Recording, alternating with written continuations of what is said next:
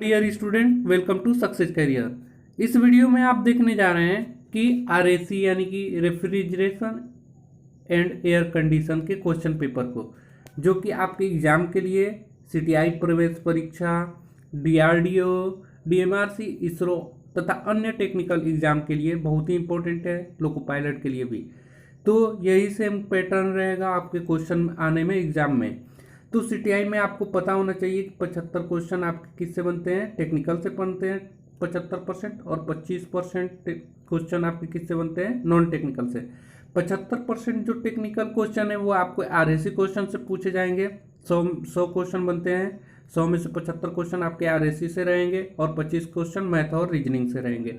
इसका सिलेबस मैंने बना रखा है, आप उसको देख सकते हैं। वीडियो में हम सिर्फ आपको 50 मोस्ट इम्पोर्टेंट को ऑब्जेक्टिव में एमसीक्यूज को डिस्कस करेंगे, जो आपके एग्जाम में किसी न किसी आए हुए प्रश्न हैं।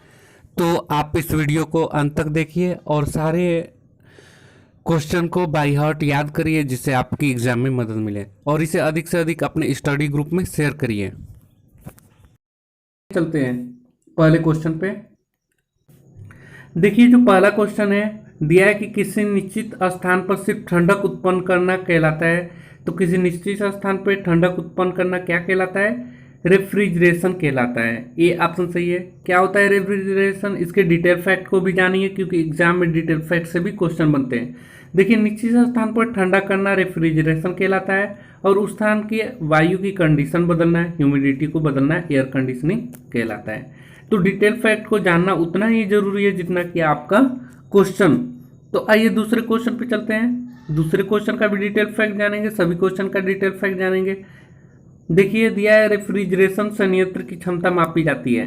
तो रेफ्रिजरेशन संयंत्र की जो क्षमता होती है वो किस में मापते हैं, टन में नापते हैं ना। जैसे कि हमारे घरों में एसी जो लगा होता है या दुकानों में, तो बोलते हैं 1 टन का है एसी, या 1.5 टन का है, या 2 टन का है। तो याद रखिए, रेफ्रिजरेशन संयंत्र को क्षमता जो होता है किस में होता है, टन में होता है। देखिए, डिटेल फैक्ट जान लीजिए। दिया है कि टन में मापी जाती है, उस संयंत्र की क्षमता अनुमान टन में लगाया जाता है, जैसे एसी 1 टन की है या 1.5 टन की है। नेक्स्ट क्वेश्चन पे चलते हैं। तीसरा जो दिया है कि रेफ्रिजरेशन में गैसकेट में छिद्र करने के लिए प्रयुक्त टूल है। देखिए, ये इल की जगह टूल बना लीजिएगा। जो रेफ्रिजरेशन में गैसकेट में छिद्र करने के लिए प्रयुक्त टूल कौन सा होता है, कंपाउंड गैस, पंच गेज, पंच सेट, पिंचिंग टूल या प्रेशर गेज। तो करेक्ट आंसर हमारा पंच सेट होगा। आइए डिटेल फैक्ट जान लीजिए। देखिए, पंच सेट और हथौड़े की मदद से हम गैसकेट में छिद्र कर सकते हैं। पंच सेट पर हथौड़े से चोट मारकर क्विंटिंग की जाती है। नेक्स्ट क्वेश्चन पे चलते हैं। चौथा दिया है कि ट्यूब कटर का कटिंग ब्लेड बना होता है। जो ट्यूब कटर का कटिंग ब्लेड होता है किससे बना होता है, हाई कार्बन स्टील, एसएस से, माइल्ड स्टील से, ढलवा लोहा से। तो देखिए, कटर ब्लेड का जो हाई कार्बन स्टील का बना होता है, यानी कि ए ऑप्शन सही होगा, क्योंकि हाई कार्बन स्टील बहुत कठोर होता है, अधिक कटिंग टूल इसी के बने होते हैं। नेक्स्ट क्वेश्चन पे चलते हैं, 5वें नंबर पे।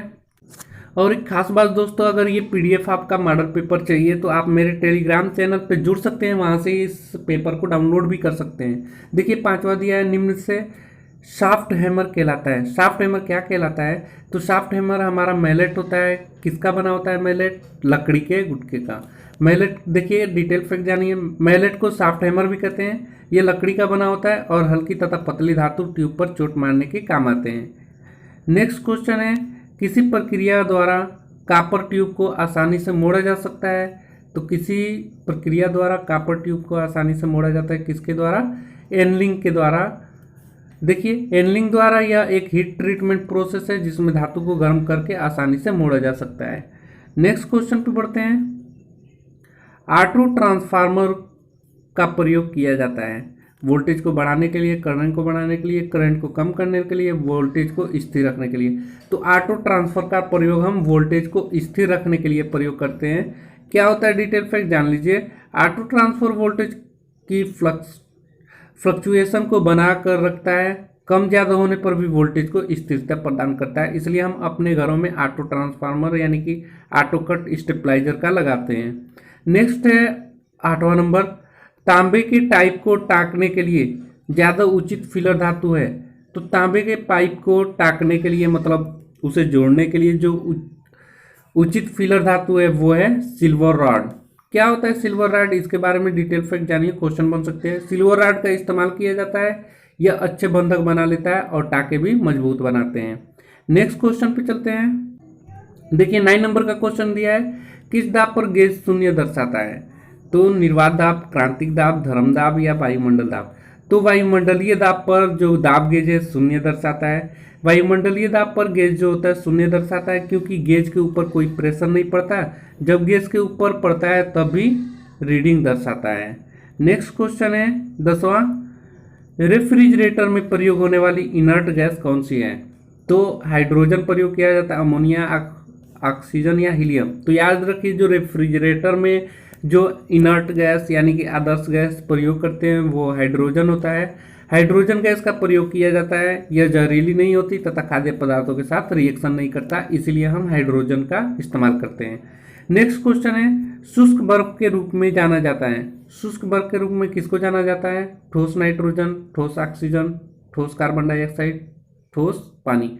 तो शुष्क बर्फ देखिए ठोस कार्बन ऑक्साइड को जाना जाता है। कार्बन ऑक्साइड जो होता है उसी को शुष्क बर्फ के रूप में जाना जाता है। देखिए डिटेल फैक्ट को याद करिए, ठोस कार्बन डाइऑक्साइड को अगर हम जमा दें तो गीला नहीं लगता, तभी जमी हुई कार्बन डाइऑक्साइड को शुष्क बर्फ कहते हैं।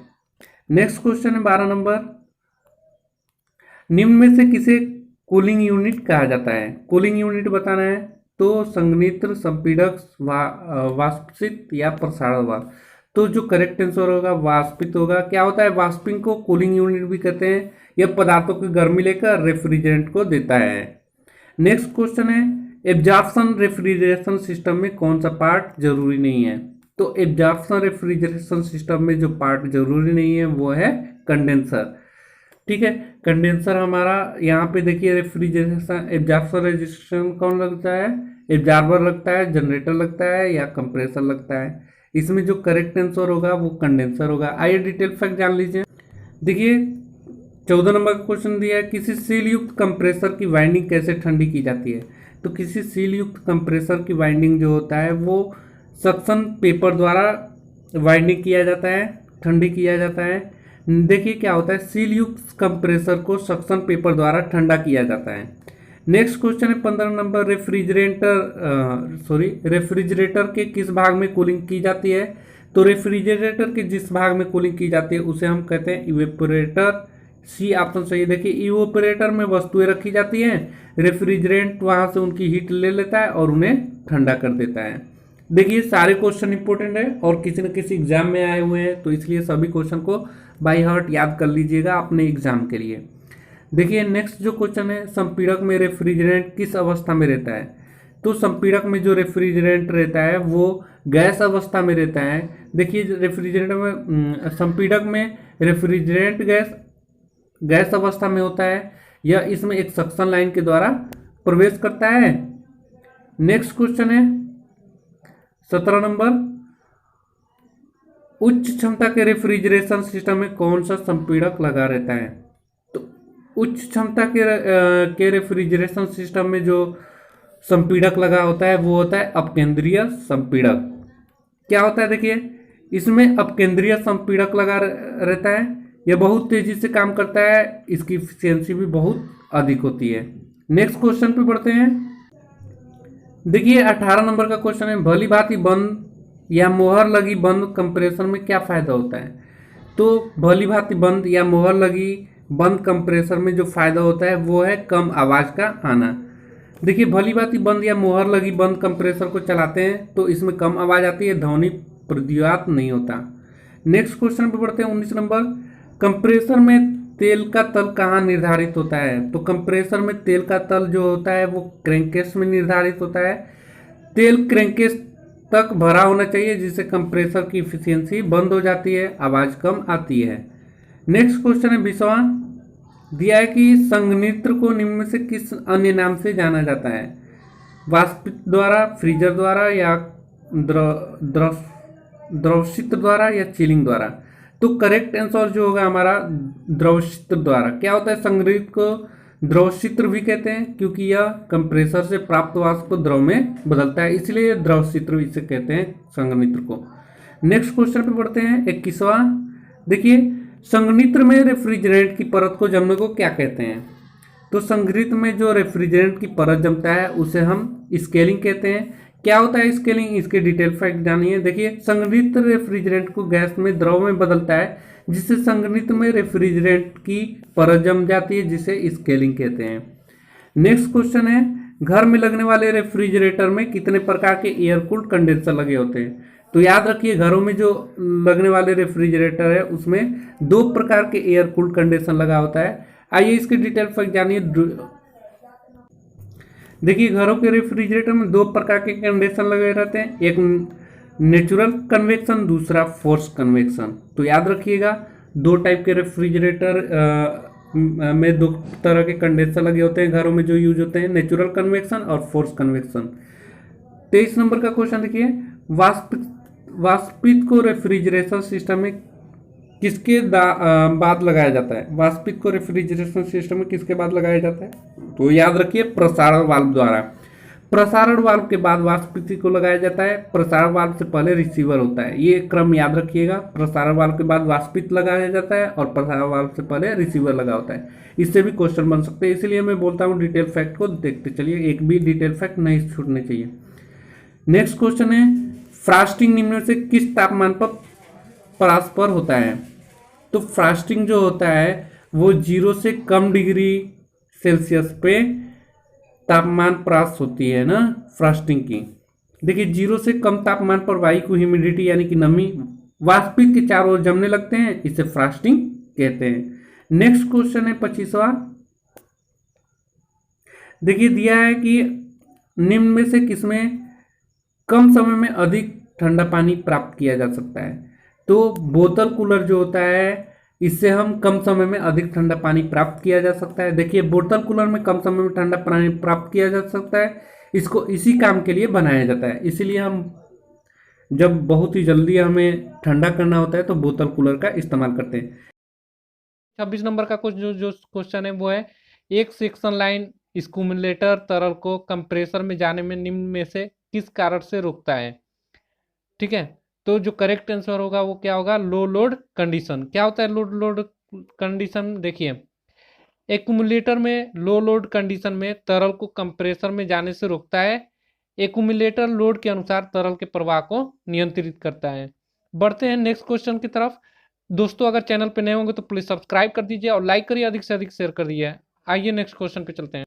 देखिए, 27 नंबर का क्वेश्चन है, किस युक्ति को उपरोधन युक्ति भी कहा जाता है? तो याद रखिए, उपरोधन युक्ति किस युक्ति को कहा जाता है? प्रसारण वाल्व को उपरोधन युक्ति कहते हैं। याद रखिए, इंपॉर्टेंट क्वेश्चन है। और इंपॉर्टेंट फैक्ट जानिए, एग्जाम में इंपॉर्टेंट फैक्ट भी उतना ही इंपॉर्टेंट होता है जितना कि क्वेश्चन, क्योंकि इंपॉर्टेंट फैक्ट से भी क्वेश्चन बन सकते हैं।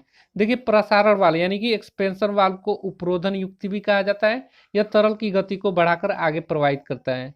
तो आपको एक यहाँ पे पता चला कि एक्सपेंशन वाल्व का काम क्या होता है और इसे किस नाम से जानते हैं और इसका वर्क क्या है। तो क्या है वर्क? तरल की गति को बढ़ाकर आगे प्रवाहित करना है। नेक्स्ट क्वेश्चन है 28 नंबर, शुष्क यानी कि ड्रायर को किस प्रकार के सिस्टमों में प्रयोग किया जाता है? तो ड्रायर को जो प्रयोग किया जाता है वो रेफ्रिजरेशन सिस्टम में भी होता है, एयर कंडीशनिंग में भी होता है, हीट पंप में होता है, यानी कि उपरोक्त सभी क्या होता है? देखिए, शुष्क सभी में, चाहे एसी, हीट पंप या रेफ्रिजरेटर कोई भी हो, जगह ड्रायर यूज किया जाता है सभी को। नेक्स्ट क्वेश्चन जो, कोशिका नली के व्यास की परास कितनी होती है? तो याद रखिए, कोशिका नली की व्यास की परास जो होती है 0.05 mm से 0.25 mm तक होता है, यानी कि 5 mm 0.5 mm से लेकर 0.25 mm तक। देखिए, कोशिका नली के व्यास का जो स्टैंडर्ड रखा गया है वो है 0.5 से 0.25 mm तक। कितना? 0.05 mm से 0.25 mm तक, याद रखिएगा। नेक्स्ट है, फिल्टर ड्रायर का दूसरा नाम क्या है? तो फिल्टर ड्रायर का दूसरा नाम जो होता है डिहाइडर होता है। क्या होता है डिहाइडर? देखिए, फिल्टर ड्रायर को डिहाइडर भी कहते हैं क्योंकि यह रेफ्रिजरेंट की नमी को सोख लेता है, उसे सुखा देता है। तो आपको पता चला डिहाइडर या फिल्टर ड्रायर का वर्क क्या है? रेफ्रिजरेंट की नमी को सोख कर रखना। नेक्स्ट क्वेश्चन है, निम्न में HFC यानी कि हाइड्रोफ्लोरोकार्बन समूह का रेफ्रिजरेंट नहीं है। तो कौन सा नहीं है? R11 जो नहीं है। ने इसके डिटेल फैक्ट जान लीजिए। डिटेल फैक्ट में जो आपको याद रखना है, HCF का समूह का नहीं है। HCF का फुल फॉर्म याद रखना है हाइड्रोफ्लोरोकार्बन। HCF का फुल फॉर्म हाइड्रोफ्लोरोकार्बन याद रखिएगा। आपका एग्जाम में क्वेश्चन बन सकता है HCF का फुल फॉर्म क्या हो, HFC का फुल फॉर्म हाइड्रोफ्लोरोकार्बन, आपको पता होना चाहिए। नेक्स्ट क्वेश्चन पे बढ़ते हैं। 32 नंबर दिया है कि एक आदर्श रेफ्रिजरेंट का कौन सा आवश्यक गुण नहीं है। तो एक आदर्श रेफ्रिजरेंट का जो आवश्यक गुण नहीं है वो है लो बॉइलिंग पॉइंट, गुण नहीं होना चाहिए। देखिए रेफ्रिजरेंट का लो बॉइलिंग पॉइंट नहीं होना चाहिए, नहीं तो वो रेफ्रिजरेंट के रूप में काम नहीं कर पाएगा। नेक्स्ट क्वेश्चन है सेकेंडरी रेफ्रिजरेंट कौन सा है। तो सेकेंडरी रेफ्रिजरेंट बताना है आपको SC, HPC, H2O या SCFC। तो करेक्ट आंसर जो हो जाएगा वो H2O हो जाएगा। जल जो है सेकेंडरी रेफ्रिजरेंट नहीं है। सेकेंडरी रेफ्रिजरेंट कौन है? H2O। H2O सेकेंडरी रेफ्रिजरेंट है, बाकी सभी प्राइमरी रेफ्रिजरेंट है। तो आपको डिटेल फैक्ट से जानने को मिला H2O सेकेंडरी और बाकी SC, HPC, SCFC, H2O इनके साथ मिलकर काम करता है प्राइमरी रेफ्रिजरेंट के साथ। नेक्स्ट क्वेश्चन है वर्तमान में निम्न में से कौन सा रेफ्रिजरेंट प्रतिबंध है। बताना है कि वर्तमान में जो रेफ्रिजरेंट का प्रतिबंध लगाया है कौन सा है। तो वो है CFC। CFC का फुल फॉर्म याद रखिएगा, CFC क्लोरोफ्लोरोकार्बन प्रतिबंध है, क्योंकि यह ओजोन परत को नुकसान पहुंचाता है। तो CFC यानी कि क्लोरोफ्लोरोकार्बन याद रखिएगा, मोस्ट इंपोर्टेंट है। नेक्स्ट है उस क्रिया का नाम है जो सिस्टम में R12 को SC ब्लेड में परिवर्तित करता है। तो करेक्ट आंसर जो होगा रिट्रोफिट होता है। क्या होता है इस प्रक्रिया में? CAC रेफ्रिजरेंट सिस्टम को SC में बदलता है। नेक्स्ट क्वेश्चन पे चलते हैं। देखिए दोस्तों, अगर ये PDF आपको लेना होगा तो नीचे डिस्क्रिप्शन बॉक्स में मेरा टेलीग्राम का लिंक है, आप उससे जुड़ सकते हैं, उससे आपको ये PDF प्रोवाइड हो जाएगा। दिया है थर्मल इंसुलेशन का कौन सा गुण हमें इसके उपयोग में आसान बनाता है। तो थर्मल इंसुलेशन में जो गुण होता है वो होता है वजन में हल्का होने से आसान बनाता है थर्मल इंसुलेशन। क्या होता है? वजन में हल्का होने के कारण इसका प्रयोग आसानी से किया जा सकता है तथा सिस्टम का वजन भी नहीं बढ़ता। नेक्स्ट क्वेश्चन है कैपेसिटर्स की कैपेसिटेंस कैसे व्यक्त की जाती है। तो कैपेसिटर्स की कैपेसिटेंस जो होता है वो हम फेरेड से नापते हैं। कैपेसिटर कैपेसिटेंस की धारिता होती है जिसका मात्रक फेरेड होता है। नेक्स्ट क्वेश्चन है नष्ट मोटर बियरिंग को ठीक करने का क्या उपाय है। तो नष्ट मोटर बियरिंग का ठीक करने का जो उपाय है वो है बदल दो। ठीक है, इसमें कई ऑप्शन है लेकिन सबसे मस्त ऑप्शन जो है नष्ट मोटर बियरिंग को ठीक करने के लिए उसे बदल दिया जाता है। नष्ट मोटर बियरिंग को बदल देना चाहिए, सिस्टम की इफिशियंसी कम हो जाती है तथा लोड ज़्यादा पड़ता है, आवाज़ आती है। नेक्स्ट जो क्वेश्चन है 39 नंबर, कौन सा रिले इलेक्ट्रॉनिक्स टाइप रिले कहा जाता है। तो सॉलिड स्टेट को इलेक्ट्रॉनिक्स रिले टाइप कहा जाता है। देखिए सॉलिड स्टेट इसे इलेक्ट्रॉनिक टाइप रिले भी कहा जाता है क्योंकि यह रेफ्रिजरेशन सिस्टम में उपयोग होता है, इसलिए इसे इलेक्ट्रॉनिक टाइप रिले भी कहते हैं। नेक्स्ट क्वेश्चन है 44 नंबर, विंडो AC के कंप्रेसर में उपयोग होने वाले सुरक्षा उपकरण का नाम बताइए। Fan, OLP, relay, motor. तो विंडो AC में जो कंप्रेसर में उपयोग होने वाले सुरक्षा उपकरण का जो नाम है वो OLP है। इसे OLP भी कहते हैं, इसे ओवरलोड प्रोटेक्टर भी कहते हैं। OLP overload protection. जब कंप्रेसर अत्यधिक गर्म हो जाता है तो यह इसे बंद कर देता है। OLP क्या करता है? इसको बंद कर देता है जब कंप्रेसर अधिक मात्रा में गर्म हो जाती है। नेक्स्ट क्वेश्चन है किस प्रकार के स्प्लिट AC में अंदर की यूनिट दिखाई नहीं देती। तो करेक्ट आंसर जो होगा डक्टेबल स्प्लिट यूनिट, जो अंदर की AC की यूनिट दिखाई नहीं देती। नेक्स्ट है डक्टेबल में केवल इन्फेंट दिखाई देती है, पूरी यूनिट बाहर रहती है, बस डक्ट की दिखाई देता है। अगला 46 नंबर का क्वेश्चन पढ़ते हैं, रिमोट कंट्रोल में स्प्लिट AC यूनिट क्यों काम नहीं करती। अच्छा क्वेश्चन है, रिमोट कंट्रोल में स्प्लिट AC यूनिट क्यों नहीं काम नहीं करती। तो करेक्ट आंसर जो होगा हमारा गलत दिशा में होने के कारण हमारा रिमोट कंट्रोल में स्प्लिट यूनिट रिमोट से कंट्रोल नहीं करती हैं। नेक्स्ट देखिए, गलत दिशा में होने के कारण रिमोट कंट्रोल काम नहीं करता, दोनों को अलग अलग सेट फिट करते हैं। नेक्स्ट है स्प्लिट एसी क्यों मशहूर है? स्प्लिट एसी क्यों मशहूर है? यह खिड़की पर भी लगाया जा सकता है, कम विद्युत खर्च करती है, बिना आवाज का चलता है, या बहुत सस्ता होता है। तो जो करेक्ट आंसर होगा, स्प्लिट एसी जो मशहूर है वो है बिना आवाज का चलता है, इसलिए स्प्लिट एसी को मशहूर है। अधिकतर लोग इसी को पसंद करते हैं। देखिए, यह इसलिए मशहूर है क्योंकि यह बिना आवाज चलता है, ऐसे चलता है कि पता भी नहीं चलता, इसलिए लोग इसी को पसंद करते हैं और मशहूर भी है। क्योंकि देखिए, जो एसी आवाज करती है हमें सोने उठने में परेशानी करेगा, सो रहे हैं तो भी आवाज करेगा तो परेशान होंगे, इसलिए लोग सोचते हैं कि बिना आवाज का कोई भी मशीन ले तो बिना आवाज करे, इसलिए इसको पसंद किया जाता है। नेक्स्ट क्वेश्चन है, फोर्स फीड लुब्रिकेशन के द्वारा तेल के डॉट डॉट पर सही नियंत्रण प्रदान किया जाता है। क्या प्रदान किया जाता है? डिस्ट्रीब्यूशन, टैकल, स्पीड या फ्लो? तो फोर्स स्पीड लुब्रिकेशन के द्वारा तेल के डिस्ट्रीब्यूशन पर सही नियंत्रण प्रदान किया जाता है।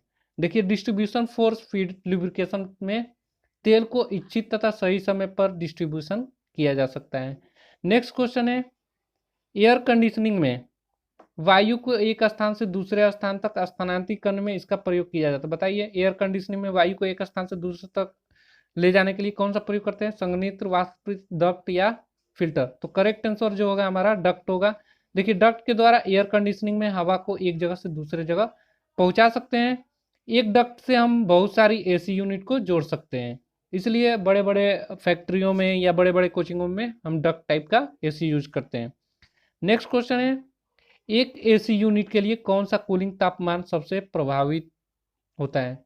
तो एक एसी यूनिट के लिए हमें जो 24 डिग्री सेल्सियस कूलिंग तापमान सबसे प्रभावी होता है। 24 डिग्री सेल्सियस इस तापमान पर एसी लोड नहीं पड़ता तथा ज़्यादा प्रभावी तरीके से एसी काम करती है। इस तापमान पर इफिशियंसी अधिक मिलती है, तो हमें अधिकतर अपना एसी का जो तापमान रखना चाहिए 24 डिग्री सेल्सियस रखनी चाहिए। तो इस प्रकार दोस्तों हमने आपको 50 क्वेश्चन आरएसी यानी कि रेफ्रिजरेशन एंड एयर कंडीशनिंग से क्वेश्चन कराया। अगर ये सेशन आपको पसंद आया हो तो प्लीज़ लाइक करिए, और चैनल पे नए होंगे तो प्लीज़ सब्सक्राइब भी कर लीजिए, और अधिक से अधिक अपने स्टडी ग्रुप में प्लीज़ शेयर कर दीजिए। यही आपका शेयर और लाइक हमें मोटिवेट करता है। Okay, thanks for watching this video.